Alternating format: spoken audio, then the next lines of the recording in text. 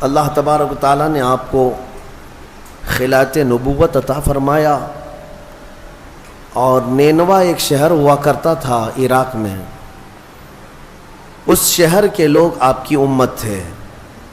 حضرت یونس علیہ الصلوۃ والتسلیم اپنی قوم میں تبلیغ فرماتے رہے، لیکن پوری قوم جو ہے بت پرستی کی شکار تھی، اور آپ کی تبلیغ سے کوئی ایک بھی مسلمان ہونے کو تیار نہیں۔ یونس علیہ السلام مسلسل انہیں سمجھاتے رہے، اللہ تعالیٰ کی طرف بلاتے رہے۔ پھر ایک وقت ایسا آیا کہ حضرت یونس علیہ السلام نے اللہ رب العزت کی بارگاہ میں عرض کیا کہ مولا، یہ میری قوم سنتی نہیں ہے، یہ راہ ہدایت پر آنا ہی نہیں چاہتی، میں انہیں کتنے دنوں سے تبلیغ کر رہا ہوں اور تیرے راہ کی طرف بلاتا ہوں، مگر ان میں سے کوئی نہیں آتا۔ اللہ عز و جل نے فرمایا، یونس بس ٹھیک ہے، اپنی قوم کو بشارت سنا دو عذاب کی، کہ بس 3 دن کے بعد خوفناک عذاب آئے گا اور اس میں وہ سب ہلاک و برباد ہو جائیں گے۔ حضرت یونس علیہ السلام اپنی قوم میں آئے اور اپنی قوم سے آخری مرتبہ کہا کہ دیکھو، اللہ عز و جل کی طرف سے مجھے یہ وحی آئی کہ اب اللہ تعالیٰ اس بستی پر عذاب نازل فرمائے گا، اور ایسا عذاب کہ تمہاری ساری نشانیاں ختم ہو جائیں گی۔ تو قوم میں بہت سارے لوگوں نے مذاق اڑایا کہ یہ ایسے ہی ڈرا رہے ہیں، بات کچھ ہے نہیں۔ لیکن ان میں سے جو عقل والے لوگ تھے، بوڑھے لوگ تھے، انہوں نے کہا، ہم نے آج تک یونس کو کبھی جھوٹ کہتے ہوئے نہیں سنا علیہ الصلاۃ والتسلیم۔ حضرت یونس علیہ السلام یا کوئی بھی نبی ہوں، اعلان نبوت سے پہلے یا بعد میں کبھی انبیاء سے کوئی گناہ سرزد نہیں ہوتا۔ تو سارے لوگوں نے کہا، ہم نے آج تک انہیں کبھی جھوٹ بولتے ہوئے نہیں سنا یا مذاق کرتے ہوئے بھی نہیں دیکھا، تو بھلا کیوں ہمارے ساتھ ایسی بات کہیں گے؟ سوچو بچار میں تھے۔ پھر فیصلہ یہ کیا قوم نے کہ دیکھتے ہیں، 3 دن کا انہوں نے ٹائم دیا، اگر وہ 3 دن تک ہماری بستی میں ہی رہتے ہیں تو اس کا مطلب ہے یہ انہوں نے ایسی ڈرانے کے لیے کہا، اور اگر وہ نہیں رہتے ہیں بستی میں تو اس کا مطلب ہے کہ عذاب آئے گا۔ اور ہوا ایسی ہی۔ حضرت یونس علیہ السلام نے اپنی قوم کو ڈیٹ بتا دی، دن بتا دیا کہ اس دن تک عذاب آئے گا۔ اس سے پہلے حضرت یونس علیہ السلام بستی چھوڑ کر چلے گئے۔ اس بستی میں آپ نے قیام نہیں فرمایا۔ جس بستی میں عذاب آنے والا ہو، اللہ کے نبی نہیں رہتے۔ ہاں، جن بستیوں میں عذاب آیا ہے وہ نبیوں کے جانے کے بعد آیا ہے، نبی کے ہوتے ہوئے کسی قوم پر عذاب کبھی نہیں۔ ہاں، کہ نبیوں کو بھی اس عذاب میں آنا ہوا ہو، نہیں، ایسا نہیں ہے۔ حضرت یونس علیہ السلام پہاڑیوں میں چلے گئے۔ اب بستی کے لوگوں نے دیکھا 1 دن باقی تھا جو میعاد کا تھا، جو بتایا ہوا تھا، تو لوگوں نے صبح اٹھ کر کے دیکھا تو آسمان پر گھنے بادل چھائے ہوئے ہیں، ڈر کا ماحول ہے، اور پوری بستی میں ایک عجیب سی کیفیت طاری ہے، یعنی سناٹا طاری ہے اور ہو کا عالم ہے۔ آسمان پر گھنگور گھٹائیں چھائی ہیں اور ڈراؤنی شکل کی بدلیاں۔ تو لوگ ڈر گئے اور کہا، یونس علیہ السلام سچ کہتے تھے، اللہ کا عذاب آنے والا ہے، ہم جس بت پرستی میں تھے اس سے ہمیں توبہ کرنا ہوگا۔ تو سارے کے سارے لوگ اپنے اپنے گھروں سے نکل آئے، بچے، بوڑھے، جوان، مرد، عورتیں، سارے کے سارے میدان میں جمع ہوئے اور رونے لگے، گڑ گڑانے لگے، توبہ کرنے لگے اللہ کی بارگاہ میں۔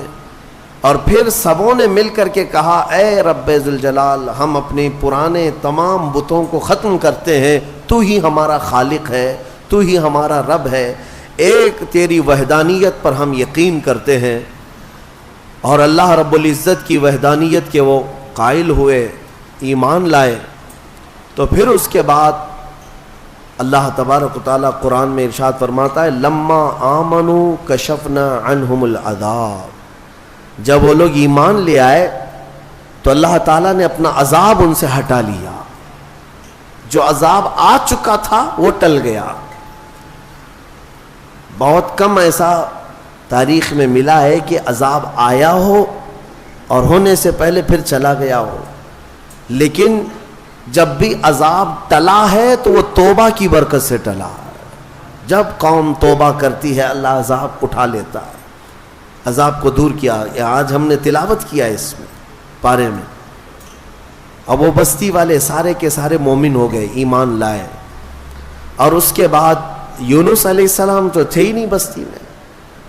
انہوں نے دیکھا، رات کو وہ محسوس کر رہے تھے کہ عذاب آنے والا ہے، آنے والا ہے، دور بیٹھ کر کے آپ دیکھ رہے تھے، لیکن پھر دن گزرتے ہی عذاب ٹل گیا، آسمان صاف ہو گیا، تو حضرت یونس علیہ السلام کے دل میں یہ خیال گزرا کہ اب واپس اگر میں بستی میں جاؤں تو کہیں لوگ مجھے جھوٹا نہ کہیں، میں نے اللہ کے عذاب سے انہیں ڈرایا تھا اور دن بھی بتایا تھا، عذاب نہیں آیا تو کہیں لوگ مجھے جھوٹا نہ کہیں۔ اس لیے یونس علیہ السلام اپنی بستی میں جانے کی بجائے ایک لمبے سفر پر چل پڑے، اپنی قوم کی طرف نہیں آئے۔ انہوں نے کشتی میں سواری کی اور نکل پڑے، ان کا ارادہ تھا بہت دور دراز علاقے میں چلا جاؤں گا۔ اب یہاں پر میں آپ سے بتانا چاہتا ہوں، یونس علیہ السلام نے انتظار نہیں کیا اللہ رب العزت کی وحی کا کہ اللہ کا حکم کیا آتا ہے، اس سے پہلے ہی حضرت یونس علیہ السلام چل پڑے اور کشتی میں بیٹھے۔ کشتی جب بیچ میں دریا میں پہنچی تو رک گئی، چلتی نہیں تھی، یا تو ہچکولے کھاتی یا تو ڈوبنے کے آثار نظر آتے ہیں۔ اور اس زمانے میں یہ مشہور تھا کہ اگر کسی کا بھاگا ہوا غلام کشتی میں سوار ہے تو کشتی آگے نہیں بڑھتی ہے، بیچ دریا میں پہنچ کر کے کشتی رک جایا کرتی، اس زمانے میں یہ مشہور تھا۔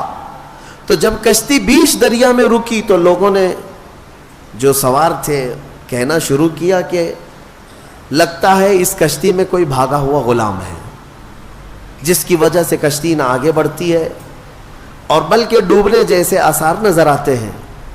حضرت یونس علیہ السلام نے ان سب کے سامنے کہا، ہاں میں وہ غلام ہوں جو اپنے رب سے بھاگ کر آیا، میں ہی ہوں، انتظار کیے بغیر آ گیا ہوں، لیکن آپ کی شرافت دیکھ کر کے لوگوں نے آپ کے ساتھ اچھا معاملہ کیا، لیکن ہوتا یہ تھا کہ جو بھاگا ہوا غلام ہے اسے اٹھا کر کشتی سے سمندر میں پھینکا جاتا تھا، تب کشتی آگے بڑھتی تھی۔ اب بیچ دریا میں ہے، لوگوں نے یہ کہا کہ نہیں، یونس علیہ السلام چہرے سے اتنے شریف ہیں، اخلاق کے اتنے اعلیٰ ہیں، یہ ایسا نہیں کر سکتے، لہٰذا کشتی میں بیٹھے ہوئے سارے لوگوں نے قرعہ اندازی کی کہ جس کا نام نکلے گا اس کو سمندر میں ڈالا جائے گا، اس کو دریا میں ڈال دیا جائے گا۔ تو قرعہ میں حضرت یونس علیہ السلام کا ہی نام نکلا، جب قرعہ اندازی کی گئی ان کا ہی نام نکلا۔ پھر بھی کشتی والوں نے کہا دل نہیں مانتا ہے کہ اتنے اعلیٰ اخلاق والے، اتنے حسین چہرے والے کسی نیک آدمی کو دریا میں ڈال دیا جائے۔ پھر دوبارہ قرعہ اندازی کی گئی، دوسری بار جب قرعہ اندازی کی گئی تو پھر یونس علیہ السلام کا نام آیا، تیسری بار قرعہ اندازی کی گئی پھر حضرت یونس کا نام آیا، تو مجبوراً سب لوگوں کا اتفاق ہوا، حضرت یونس علیہ السلام کو اٹھا کر کے دریا میں ڈال دیا گیا۔ یہ حضرت یونس علیہ السلام کا دریا میں جیسے ہی ڈالا جانا تھا، دریا میں موجود ایک بہت ہی بڑی قسم کی مچھلی نے منہ کھولا اور آپ کو نگل لیا۔ حضرت یونس علیہ السلام کو مچھلی نے نگل لیا۔ اب آپ مچھلی کے پیٹ میں چلے گئے، لیکن ایک بات یاد رکھیں، مچھلی کی غذا بن کر کے نہیں گئے تھے آپ کہ مچھلی نے نبی کو غذا بنا لیا ہو، لقمہ بنا لیا ہو، بلکہ مچھلی کو حکم تھا کہ یہ تیری غذا نہیں ہے، بلکہ یہ میرے نبی کی امان گاہ ہے، حفاظت گاہ ہے۔ اور مچھلی کے پیٹ میں یونس علیہ السلام گھنٹہ، 2 گھنٹہ، 3 گھنٹہ، دن، 2 دن نہیں، 40 دن تک رہے، 40 دن تک مچھلی کے پیٹ میں رہے، اور وہ دریا میں آپ کو لے کر گھومتی رہی۔ مچھلی کے پیٹ میں اندر رہنا کیا یہ ممکن ہے یا ناممکن ہے؟ میرے عزیزوں، آپ کو حیرت ہوگی، تھوڑا سا آپ مطالعہ کریں، اور سرچ کریں تو آپ کو پتا چلے گا آج کی دنیا میں بھی سائنس میں یہ ریسرچ سے ثابت ہوا ہے. 2 ایسے لوگ ملے جن کو ویل مچھلی نے نگل لیا تھا. ایک شخص 8 دن کے بعد باہر نکلا, ایک آدمی 3 دن کے بعد باہر نکلا, لیکن دونوں زندہ نکلے.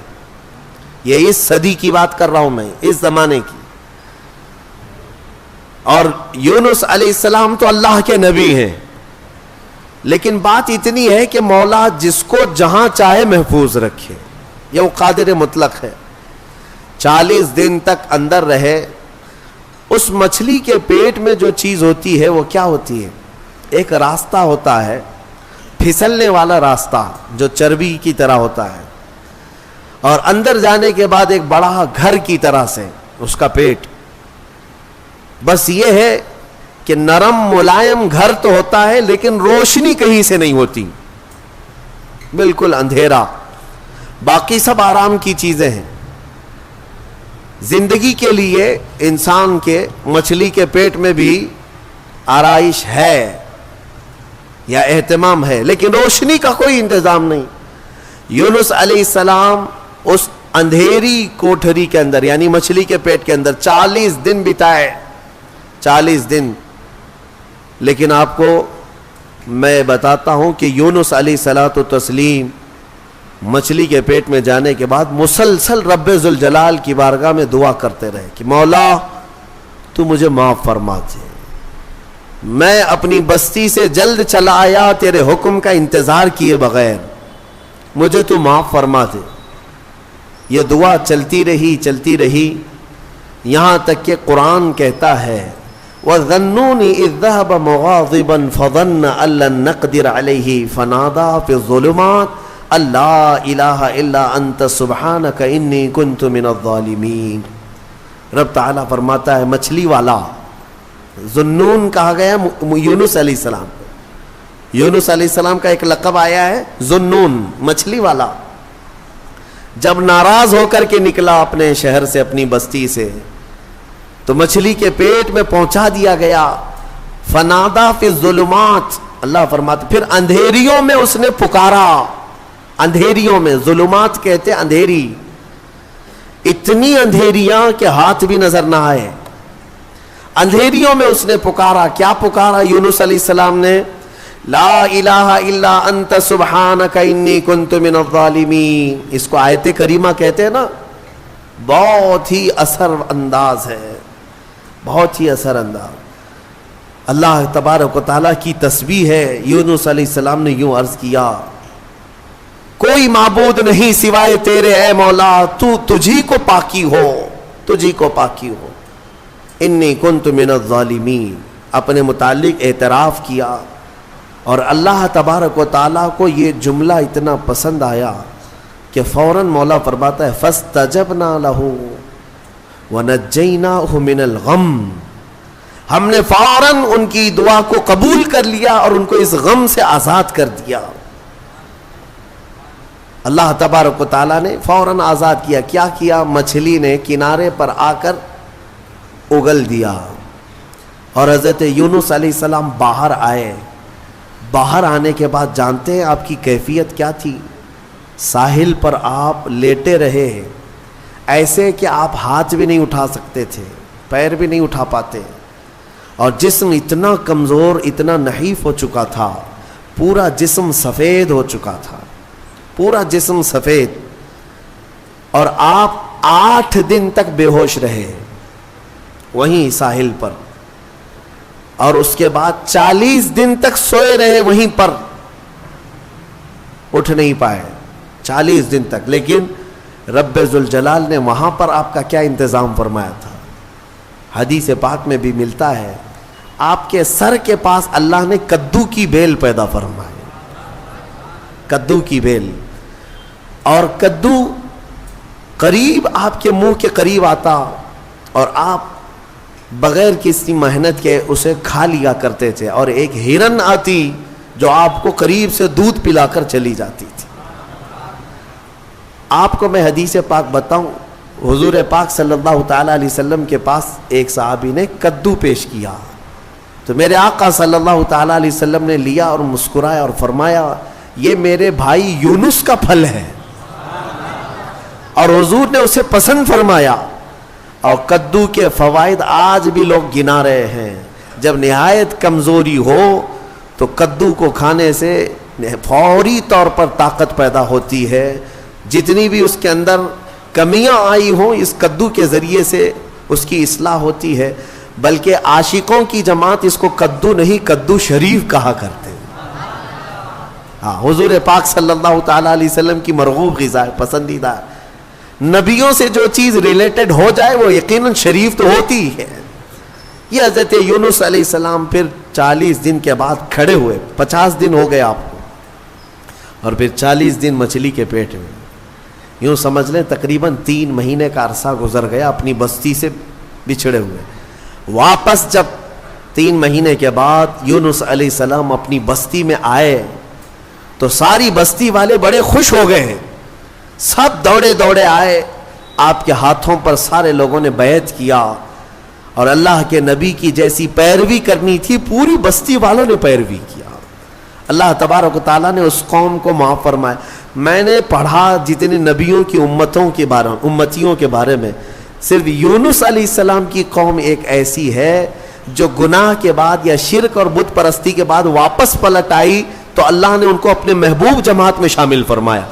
اتنا ہی نہیں، کچھ تفسیروں میں یہ بھی ہے کہ یونس علیہ السلام کی امت کو اللہ تعالیٰ نے آج تک زندہ رکھا ہے. جیسے اصحاب کہف ہیں، یونس علیہ السلام کی امت کے لوگ وہ پہاڑیوں میں، جزائر میں کہیں پر ہیں. بعض مفسرین وَمَتَّعْنَاهُمْ کی تفسیر کرتے ہوئے فرماتے ہیں کہ وہ آج بھی زندہ ہیں، اور جب امام مہدی آئیں گے تو امام مہدی کی فوج میں وہ یونس علیہ السلام کی امت بھی شامل ہوگی. بعض تفاسیر میں یہ موجود ہے. تو یعنی میرے عزیزوں اس میں کئی چیزیں موجود ہیں. پہلی بات تو یہ ہے، میں آج ہی کہہ رہا تھا کبھی کبھار ہمیں یہ احساس ہوتا ہے حالات دیکھنے کے بعد کہ قوم کو ہم بھی صبح شام بیدار کرنے کی کوشش کرتے رہتے ہیں. کچھ ہمارے خلاف بولتے ہیں، یا کچھ ہمیں طعن و تشنیع کرتے ہیں، یا کچھ ہمیں گالیاں دیتے ہیں. ٹھیک ہے، سب کا اپنا اپنا حصہ ہے. لیکن انسانی فطرت ہوتی ہے، کبھی انسان اوب جاتا ہے. کیا ان کے پیچھے سر کھپائیں، چھوڑو جانے دو. قوم اپنے اپنے راہ دیکھے گی، میں اپنی اصلاح کر لوں، آخرت میں مجھے جواب دینا ہے. سچ بتاؤں، آج ہی میں کہہ بھی رہا تھا اس بات کو کہ کبھی دل کرتا ہے کہ یہ حالات جو آج ظالم بنا رہے ہیں، ایک بات دیکھ رہے ظلم کی ایسی نئی صورتیں یہ لا رہے ہیں کہ انہیں ہر چیز سے اب تکلیف ہونے لگ گئی. اذان سے، نماز سے، ٹوپی سے، داڑھی سے، برقعے سے، قرآن سے، اسلام سے، میرے نبی کے نام سے. کیا چیز بچایا گیا؟ ساری چیزیں دھیرے دھیرے. بلکہ آپ یہ بھی کام شروع کر دیا گیا کہ ادھر اذان ہو رہی ہو اور ادھر سامنے مسجد کے باہر کچھ شرپسند ناچ گانے کر رہے ہوں، وہ اپنی آوازیں بلند کر رہے ہوں. یہ شیطانی شرارتیں عروج پر آ رہی ہیں، تیز ہوتی جا رہی ہیں. ان حالات میں ہماری قوم کی ذمہ داریاں کیا تھیں؟ کیا یہ آپس میں گتھم گتھا رہے، علماء کی ٹانگ پکڑ کر کے کھینچے، ایک دوسرے کو قتل کرنے کے منصوبے بنائے؟ اسی لیے کسی نے کہا تھا کہ نشیمن سے دھواں اٹھتا ہے اور تم کہتے ہو ساون ہے. گھر کو آگ لگی ہوئی ہے، گھر جل رہا ہے، اور تم کہہ رہے ہو کہ ساون کا مہینہ چل رہا ہے. میرے عزیزوں، ان چیزوں سے اوپ کر کے کبھی ہم اگر یہ سوچتے ہیں کہ چھوڑو جانے تو ہم جنگل کی طرف چلتے ہیں 2 بکریاں لے کر کے. میرے آقا صلی اللہ علیہ وسلم کی حدیث بھی ہے، وہ شخص اخیر زمانے میں اپنا ایمان بچا لے جائے گا جو چند بکریاں لے کر کے جنگلوں کی طرف چلا جائے گا. کبھی ہم یہ سوچتے ہیں، لیکن پھر سورہ یونس پڑھنے کے بعد یہ پتا چلتا ہے نہیں، اللہ کا حکم ہے کہ پھر قوم کو کس کے حوالے چھوڑ آئے تھے. اگر اس بات پر پکڑ ہو گئی، وہ اللہ کے نبی یونس علیہ السلام کو اللہ تبارک و تعالیٰ نے 40 دن مچھلی کے پیٹ میں اندھیریوں میں گزروایا، صرف اس لیے کہ وہ قوم کو چھوڑ کر کے آئے تھے. ہاں، علماء کو قوم کو چھوڑ کر جانے کی اجازت بھی نہیں ہے.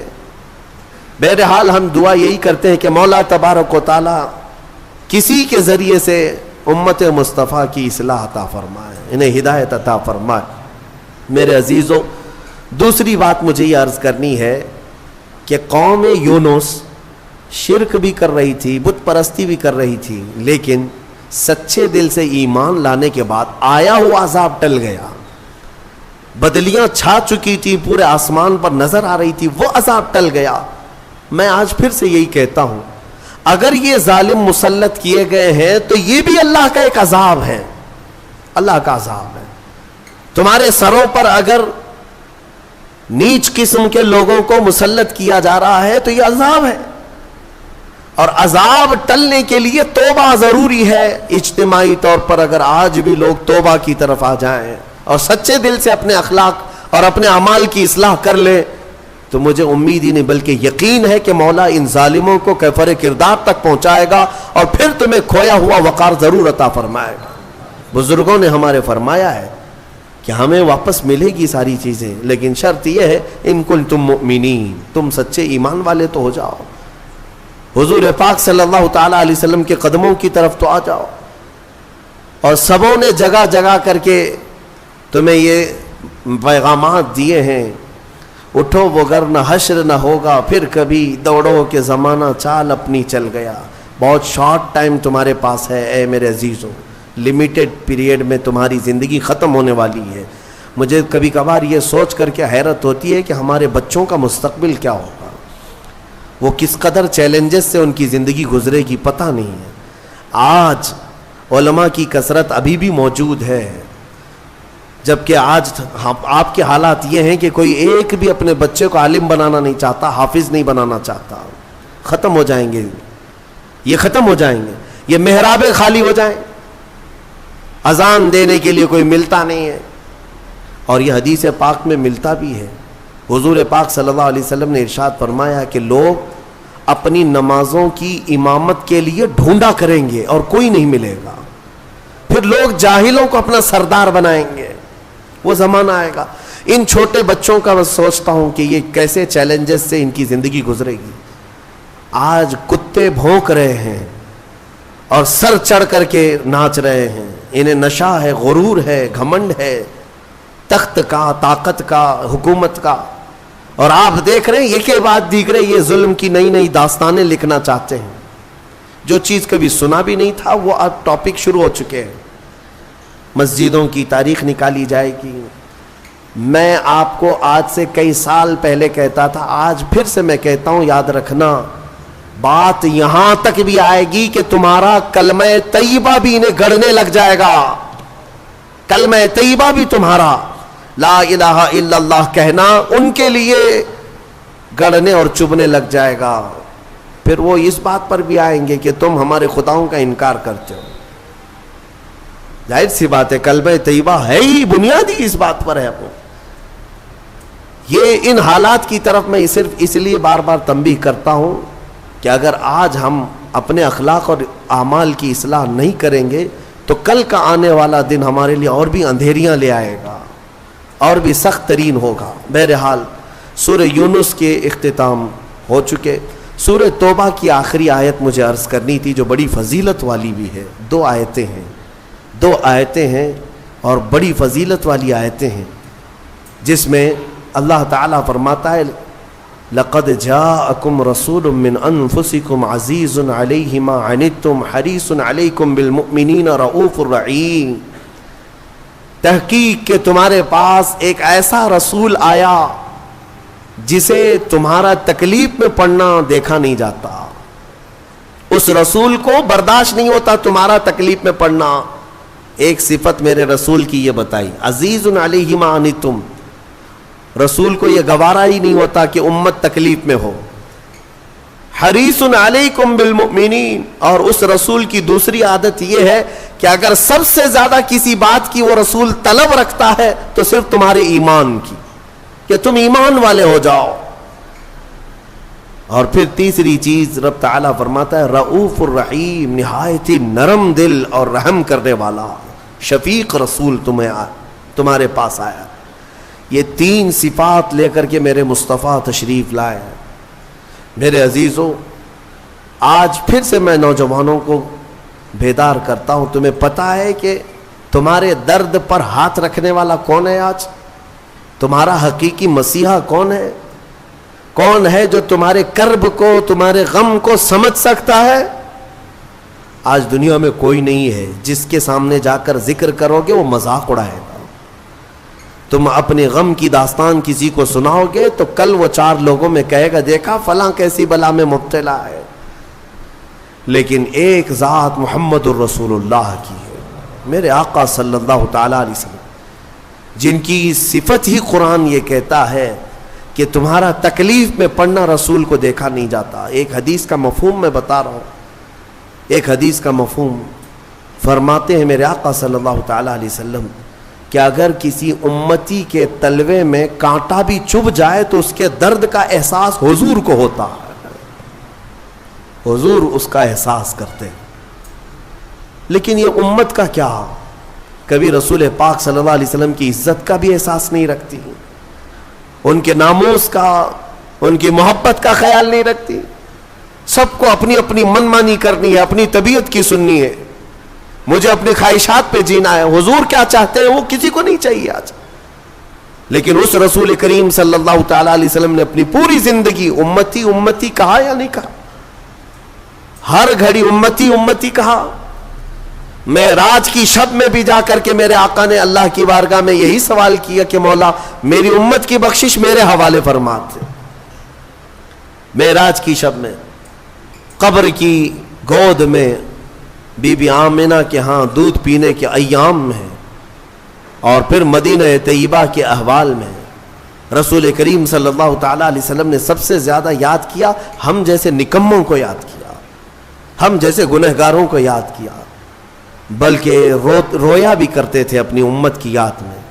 اعلیٰ حضرت فاضل بریلوی رضی اللہ تعالیٰ عنہ فرماتے ہیں اللہ کیا جہنم اب بھی نہ سرد ہوگا، رو رو کے مصطفیٰ نے دریا بہا دیے. کس بات پر رویا کرتے تھے؟ ماں عائشہ صدیقہ فرماتی ہیں کہ رات کو بستر پر سوئے ہوتے رسول پاک صلی اللہ علیہ وسلم، پھر اچانک بستر چھوڑ کر اٹھ جاتے، عبادت کے لیے کھڑے ہو جاتے. کھڑے ہوتے اتنا کہ فجر ہوتی، اور حضرت عائشہ فرماتی ہیں حضور کی پنڈلیاں سوج جاتی تھیں، میں کپڑے سے سینک سینک کر کے نرم کیا کرتی. اور کبھی اگر بجلی کڑکے باہر یا ابر چھا جائے حضور اپنے گھر سے باہر نکل آتے، ہاتھ پھیلا کر مولا کی بارگاہ میں دعا کرتے کہ مولا ان بجلیوں کو دور کر دے، اس ابر کو ہٹا دے. حضرت عائشہ فرماتی ہے میں پوچھا کرتی کہ میرے آقا آپ جب بھی بجلیاں کڑکتی ہیں ابر چھاتا ہے تو کیوں گھبراتے؟ آپ فرماتے اے عائشہ پچھلی امتوں پر جب بھی عذاب آتا تھا تو پہلے بجلیاں آتی تھی پھر ابر چھاتا تھا، تو میں اسی بات کا خوف رکھتا ہوں کہ کہیں یہ ابر اور یہ بجلیاں میری امت پر عذاب نہ بن جائیں. میں اللہ کی بارگاہ میں دعا کر کے ان چیزوں کو ٹال دیا کرتا ہوں. کون ہے؟ اسی لیے اعلیٰ حضرت نے فرمایا تھا جو نہ بھولا ہم غریبوں کو رضا، یاد اس کی اپنی عادت کیجیے.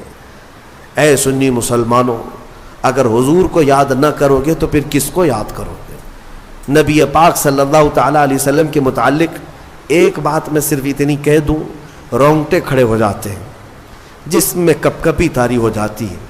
وہ وقت جب آپ کا آخری تھا، ظاہری دنیا سے رخصتی کا وقت ہے، حجرہ عائشہ میں میرے آقا آرام کر رہے ہیں، بخار کی شدت ہے، ملک الموت اندر داخل ہوئے، حضور کی اجازت سے روح قبض کرنے آئے تھے.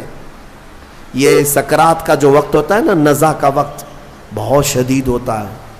آپ ایکسپلین میں نہیں کر سکتا کہ وہ وقت کیسا ہوتا ہے، کیونکہ جو جھیلا ہے وہ پھر واپس آیا نہیں بتانے کے لیے.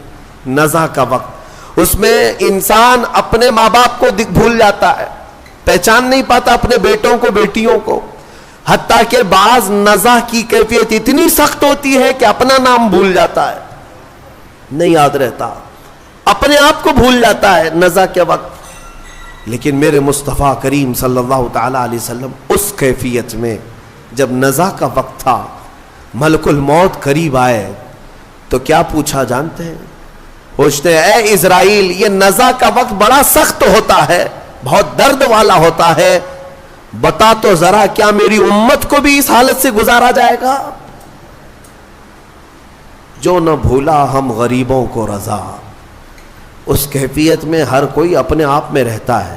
اگر وہ رسول نزا کے وقت بھی اگر اپنی امت کو یاد کرتے ہوں تو کیا امت پر اتنا بھی حق نہیں ہے کہ آج اپنے حبیب پاک کی عزت کے لیے اور حضور پاک صلی اللہ تعالی علیہ وسلم کی ناموس کے لیے جو بہانے بازیاں کی جا رہی؟ میرے عزیزوں، بہرحال کہنے کو بہت ساری چیزیں ہیں. بعض کو ایسا لگتا ہوگا کہ ہم کوئی فیلڈ بنا رہے ہیں، ہمارا اب بچا کیا ہے. میں جس طرح آپ کے درمیان بیانات کر رہا ہوں سب کو پتا ہے. بہت سارے لوگ ڈرتے بھی ہیں، بہت سارے لوگوں کو پتا ہے کہ کیا ہونا ہے، ان کے ساتھ کیا کیا جائے گا. لیکن میں صرف یہی چیز محسوس کرتا ہوں، جب تک اللہ نے آواز دی ہے یا جب تک اللہ نے طاقت دی ہے یہ امانت منتقل کر دی جائے، ورنہ قبر میں جا کر میرے مصطفیٰ کریم صلی اللہ علیہ وسلم کی بارگاہ میں شرمندہ نہ ہونا پڑے، ذلیل و رسوا ہونا نہ پڑے. کیونکہ سامنا تو اس رسول کا کرنا ہی ہے، قبر میں ہو یا حشر میں ہو. اگر رسول کریم صلی اللہ تعالی علیہ وسلم نے پکڑ کر پوچھ لیا کیا تو اسی جگہ سے آیا ہے جہاں سے مجھے گندی گالیاں دی جاتی تھیں اور تو سن کر کے خاموش رہا کرتا تھا، ہمارے پاس جواب کیا رہ جائے گا؟ اے میرے عزیزوں، بات میں صرف اتنی عرض کرنا چاہتا ہوں کہ قرآن اس رسول کے بارے میں کہتا ہے عزیز علیہ ما عنتم. اس رسول کو تمہارا تکلیف میں پڑنا برداشت نہیں. تمہارا تو تمہارا، وہ ایک لکڑی کے رونے کو بھی برداشت نہیں کرتے، وہ ایک ہرن کے رونے کو برداشت نہیں کرتے. امتی تو بہت ہی الگ بات ہے. حدیث میں ملتا ہے جس لکڑی کو پکڑ کر میرے آقا خطبہ دیتے تھے جمعہ کو، ایک بار حضور نے چھوڑ دیا اس کو، وہ لکڑی رونے لگی اور اس کی آواز پوری مسجد میں آ رہی تھی. حضور بیچ خطبے سے اتر آئے اور جا کر کے اس لکڑی کو اٹھایا، سینے سے لگایا. صحابہ نے پوچھا حضور یہ کیا بات ہے؟ کہا جو تم آواز سن رہے تھے یہ لکڑی کے رونے کی آواز ہے. کیوں رو رہی تھی؟ اس لیے کہ مجھ سے جدا ہونے کے غم میں رو رہی تھی. میں اس کو اپنے ہاتھ میں رکھا کرتا تھا اور چھوڑ دیا تو میرے غم میں رو رہی تھی، لیکن اس کا رونا مجھ کو دیکھا نہ گیا، میں خطبے سے اتر آیا. وہ رسول ہے. اگر ایک لکڑی جدائی کے غم میں روئے تو میرے آقا ممبر سے نیچے آ جائیں. امتی روئے تو کیا وہ رسول ہمارے خوابوں میں نہیں تشریف لائیں گے؟ اسی لیے علامہ عبد الرحمن جامی نے رو رو کر کے یہ لکھا تھا تنم فرسودہ جاں پاراز ہجراں یا رسول اللہ، دلم پشمردہ آواراز عصیاں یا رسول اللہ. وہ ملا عبد الرحمن جامی ایک عاشق رسول تھا، ایک فنا فی الرسول. یہ نعت فارسی کی ہے، کبھی ہو سکے تو ترجمہ پیش کروں گا، جس کے ایک ایک لفظ میں مٹھاس ہے، ایک ایک لفظ میں درد ہے. حج پہ جا کر کے علامہ عبد الرحمن جامی نے نعت لکھا اور کہا کسی کو نہیں سناؤں گا، سب سے پہلے جا کر میرے مصطفیٰ کے روضے پر سناؤں گا، حضور کے روضے پر کھڑا ہو کر کے سناؤں گا. اس میں کہا کیا گیا ہے؟ تنم فرسودہ جاں پاراز ہجراں یا رسول اللہ. اے اللہ کے رسول، میرا جسم ٹکڑے ٹکڑے ہو رہا ہے اور میری جان پھٹ چکی ہے. کس بنیاد پر؟ آپ سے دوری اور آپ کی جدائی میں، آپ سے دوری اور آپ کی جدائی میں. گناہوں کی وجہ سے میرا دل مرجھا رہا ہے، اے اللہ کے رسول کرم فرما دیں. اور پھر کہتے ہیں علامہ عبد الرحمن جامی، چسوئے من گزر آری من مسکین ناداری، فدائے نقش نالینت کنن جاں یا رسول اللہ. اے اللہ کے نبی، کبھی مجھ جیسے مسکین اور غریب آدمی کے گھر کی طرف آپ کا گزر ہو جائے. میرے پاس کچھ ہے نہیں، کوئی دولت رکھتا نہیں، اگر ایک بار مجھ مسکین کے گھر کی طرف سے آپ کا گزر بھی ہو جائے یا رسول اللہ، یہ عبد الرحمن جامی جہاں آپ کے قدم پڑیں گے اس قدم کے نقشے پر اپنی گردن قربان کرے گا. فدائے نقش نالینت کنن جاں یا رسول اللہ، میں اپنی جان وہاں پر پیش کر دوں گا جہاں جہاں آپ کے نالے پاک کا نقش پڑے گا. تو یہ نعت لکھ کر کے وہ پہنچے تھے. لیکن جانتے ہیں روایات یہ بتاتی ہیں کہ مکہ سے مدینہ جب جانے کا ان کا وقت ہوا عبد الرحمن جامی کا، میرے آقا صلی اللہ علیہ وسلم مکہ کے ایک گورنر کے خواب میں آئے، اس وقت جو شریف مکہ تھے، اور جامی کا حلیہ بتا کر کے کہا اس کو مدینے آنے مت دینا۔ دوسرے دن گورنر آئے، مدینے جانے والوں کو دیکھا تو عبد الرحمن جامی بھی جا رہے تھے، پکڑا، کہا آپ نہیں جا سکتے۔ سارا قافلہ چلا گیا۔ کیا گناہ ہے پتہ نہیں، اس گورنر کو بھی نہیں معلوم، لیکن روک دیا گیا۔ عبد الرحمن جامی روتے رہے۔ دوسرے دن انہوں نے سوچا یہ تو شاہی حکم ہے، درباری حکم ہے، مین راستے سے اب جانے نہیں دیا جائے گا۔ انہوں نے بہانے سے ایک اونٹ والے کو پیسے دے کر کہا تیرے اونٹ کے اوپر جو سامان لدتا ہے اس کی ایک گونی میں ایک تھیلے کے اندر مجھے سل دے اندر اور مدینے لے چل۔ مان لیا اس نے، تھیلے کے اندر اپنے آپ کو ڈال لیا، اونٹ کے سامان میں چھپ گئے، مدینے کے راستے پر نکل رہے تھے۔ مصطفیٰ کریم صلی اللہ علیہ وسلم سے کون سی چیز چھپی ہے؟ اس گورنر کے خواب میں میرے آقا تشریف لائے دوسرے دن اور کہا عبد الرحمن جامی فلاں اونٹ پر فلاں سامان میں چھپ کر مدینے آ رہا ہے، اسے روک دو۔ دوسرے دن گورنر گیا اور اسی اونٹ کی تلاشی لی، سامان میں وہ نکل آئے۔ کہا کہ میں نے کل آپ کو روکا تھا، آج پھر جا رہے ہو۔ آپ نے حکم عدولی کی، اس بنیاد پر آپ کو جیل میں ڈال دیا جائے گا۔ جیل میں ڈال دیا۔ گورنر کو یہ نہیں معلوم تھا کہ کس وجہ سے روکا جا رہا ہے۔ عبد الرحمن جامی جب جیل میں اندر تھے تو پھوٹ کر کے رونے لگے۔ ایک عاشق کے لیے سب سے بڑی گھڑی یہی ہے کہ اسے مدینے سے جدا کر دیا جائے، اس کی جان نکل جائے گی۔ یاد وطن ستم کی دشت حرم سے لائی کیوں، اعلیٰ حضرت نے بھی یہی فرمایا ہے، پھر کے گلی گلی تباہ ٹھوکریں سب کی کھائی کیوں، دل کو جو عقل دے خدا تیری گلی سے جائے کیوں۔ مدینے میں اپنے گھر کی یاد آ جانا بھی اعلیٰ حضرت کہتی ہیں یہ ظلم ہے۔ مدینے میں اگر اپنا گھر یاد آ گیا یہ ظلم ہے۔ مدینے میں رہ کر کے اگر کسی کو اپنا وطن یاد آ رہا ہے تو عبد الرحمن جامی کو جیل میں رکھا گیا تو رونے لگ گئے، بے قرار ہو گئے اور پکارنے لگے میرے آقا کو، یا رسول اللہ رحم فرمائیں، کیا قصور ہے میرا۔ شریف مکہ گورنر مکہ کو حضور اکرم صلی اللہ علیہ وسلم نے خواب میں پوچھا تیسرے دن کیا کیا تو نے عبد الرحمن جامی کے ساتھ؟ کہا اس کو جیل میں بند کر دیا۔ کہا کیوں؟ کہا کہ پتہ نہیں 2 مرتبہ اسے روکا گیا، پھر بھی وہ جانے کی بار بار کوشش کر رہا ہے، اس لیے جیل میں ڈال دیا گیا۔ پتہ نہیں کون سی غلطیاں ہیں اس کی، کون سی خطائیں، میرے آقا آپ کے مدینے میں وہ نہیں آ سکتا۔ اللہ کے حبیب صلی اللہ علیہ وسلم نے جو فرمایا وہی بات مجھے عرض کرنی ہے۔ کہا کہ عبد الرحمن جامی کو اس لیے نہیں روکا گیا کہ وہ خطا کار ہے، اس لیے میں روک رہا ہوں کہ وہ آ کر میری قبر کے پاس ایک نعت سنانے والا ہے، اگر وہ سنایا تو مجھے اپنی قبر سے باہر آنا ہوگا۔ اللہ اکبر۔ یعنی میرے مصطفیٰ کریم صلی اللہ علیہ وسلم آج بھی غلاموں کی دستگیری فرماتے ہیں، آج بھی درد کا احساس میرے آقا رکھتے ہیں۔ امام بوسیری کے ساتھ کیا ہوا؟ فالج کے موقع پر جب آپ کو لقوہ مار گیا تب آپ نے قصیدہ بردہ لکھا تھا، مولا یا صلی وسلم دائما ابدا، 170 اشعار لکھے تھے۔ فالج ہوا تھا لقوہ، اور اس وقت بھی میرے آقا خواب میں تشریف لائے اور صرف ہاتھ ان کے جسم پر پھیر کر دعا کیا کہ اللہ تجھے شفا دے دے، اور جو تو نے میری تعریف میں قصیدہ لکھا لے میں اپنی چادر تجھے تحفے میں دیتا ہوں۔ چادر بھی عطا کی ہے، اتنا دیا سرکار نے مجھ کو جتنی میری اوقات نہیں، یہ تو ان کا کرم ہے ورنہ مجھ میں تو ایسی بات نہیں۔ میرے کریم سے اگر قطرہ کسی نے مانگا دریا بہا دیے ہیں، دربے بہا دیے ہیں، اور اسی لیے میرے امام اعلیٰ حضرت نے سچ کہا ہے، کون دیتا ہے دینے کو منہ چاہیے، اور دینے والا ہے سچا۔ میرے آقا صلی اللہ علیہ وسلم کو اگر تم نہیں محسوس کر پائے تو آج آ جاؤ، اس آیت کو پڑھو۔ حضرت ابوبکر شبلی رحمۃ اللہ علیہ، اس بات پر میں سمیٹتا ہوں گفتگو کو، حضرت ابوبکر شبلی یہ سلسلہ قادریہ کے بڑے بزرگ ہیں، غوث پاک کے دادا مرشد ہوتے ہیں۔ حضرت ابوبکر شبلی رحمۃ اللہ تعالی علیہ، آپ نے خواب میں ایک عالم دین کو دیکھا، نہیں ایک عالم دین نے خواب میں حضرت ابوبکر شبلی کو دیکھا کہ رسول کریم صلی اللہ تعالی علیہ وسلم کے بالکل بغل میں بیٹھے ہوئے، घुटने से घुटना लगा करके बैठे हुए हैं।